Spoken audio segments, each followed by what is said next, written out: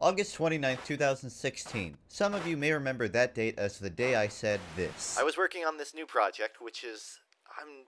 It's basically TF2 spin-off games, like fan games. Well, I've got good news and I've got bad news. The good news is that I found a way to talk about it. It's through my new internet TV show, Funk TV. Sponsored by the letter L. Here are some L words that describe today's show. Hey, engineer. You really couldn't have chosen any better words? Nah. Oh, fucking thanks, man. The bad news is that it's really, really tedious to make. For example, do you know how long it took to retexture this chalkboard? Like a whole 5 minutes. Sometimes when I'm bored of playing TF2, I'll tell myself, hey, I really want to play TF2, but without having to play TF2. And if you've ever done the same, then I have some great news for you. It's called a fan spin-off. No, a fan spin-off, not a fan spinning off. Yeah, that. What you'll find about these is that 90% of them are pixel-based. Probably because that's the easiest to animate. And the rest of them are usually made with still images, or emotionless model ports, but the thing holding all of them together is that they're spawned off of Team Fortress 2. What's that? You've never heard of Team Fortress 2? Then why are you watching this video, idiot? But enough sitting around, let's get onto that list. Let's get onto that list. Engineer, let's get onto that list! Done and done. Sorry, man. Team Fortress Arcade is TF2 reimagined as an arcade shooter. If you don't know what an arcade shooter is, it's those big, abandoned ATM machine looking things you can find in the back of Mexican restaurants. And similar to Mexican ATM machines, the game runs really, really slowly. And I mean that, like, pacing-wise, really slowly. There's 10 levels, with all 9 classes as bosses, leading up to a Cave Johnson final boss. Don't ask why. And even though you can play as any of the 9 classes, the game is so slow I can't help but not bother playing as anything but Scout. What's that? You don't believe me? I'll take that as a challenge, disembodied voice in my head.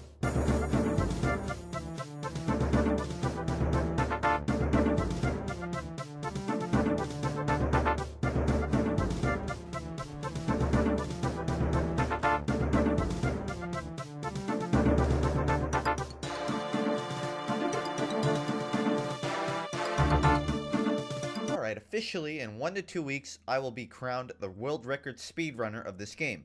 It took just under 45 minutes, and I fucked up at least once every level, so it's safe to say that I won't be surpassed anytime soon.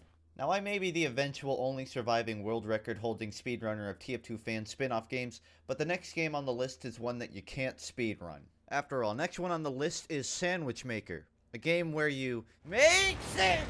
You stack ingredients as high as you can with only 3 chances to mess up. And when I say you can't speedrun the game, I'm being dead serious. Because if you play it too quickly, the game will just break.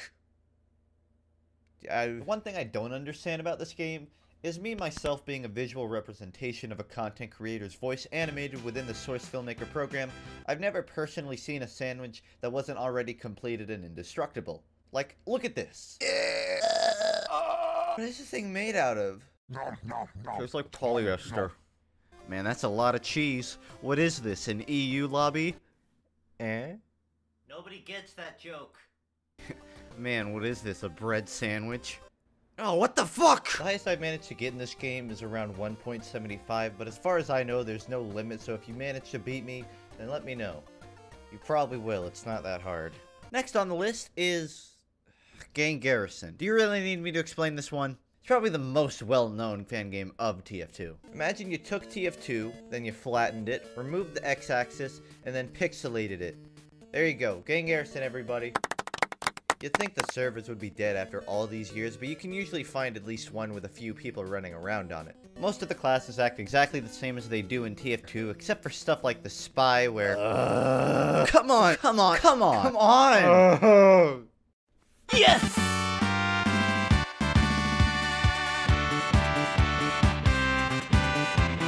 I'd argue that this is the definitive TF2 fan game, but I'd also argue that I got bored after 10 minutes of playing it, so you be the judge.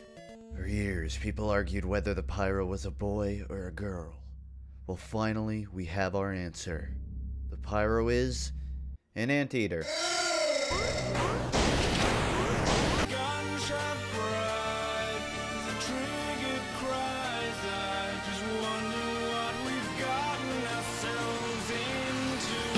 Next on the list is rocket jump.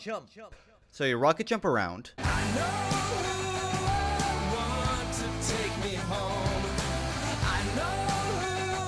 Because there's so little to cover about this game, I figured I'd speedrun it to fill up the segment, but what I realized is that browser-based games suck big double donkey disc. If you click even a single pixel out of the tiny-ass window, the entire game will pause. If you die near a spawn point, you'll get trapped in a death loop for several seconds. Sometimes rockets are just fucking what? And after all of these adversities, the fastest time I could get it to without lobotomizing myself was about 2 minutes and 27 seconds. Man, Funk, you have some ridiculously high expectations for a 7-year-old's Flash game. This is one of those games that you look at it and you're just like, huh, that's neat. Then you never play it again. So the next item on the list is,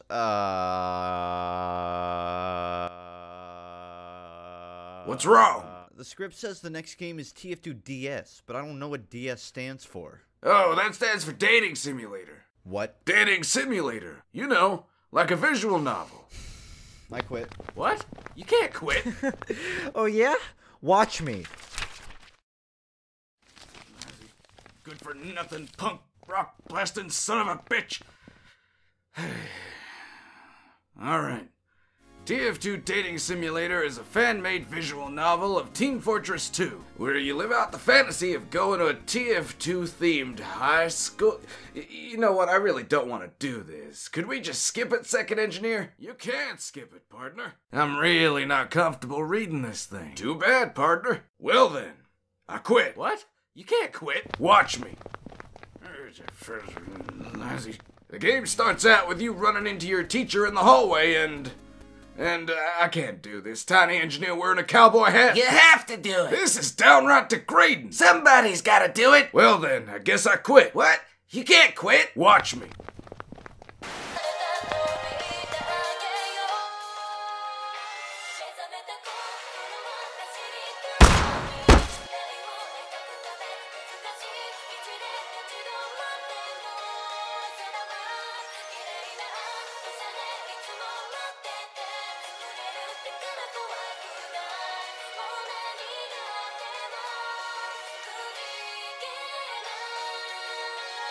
Guys, the show's canceled.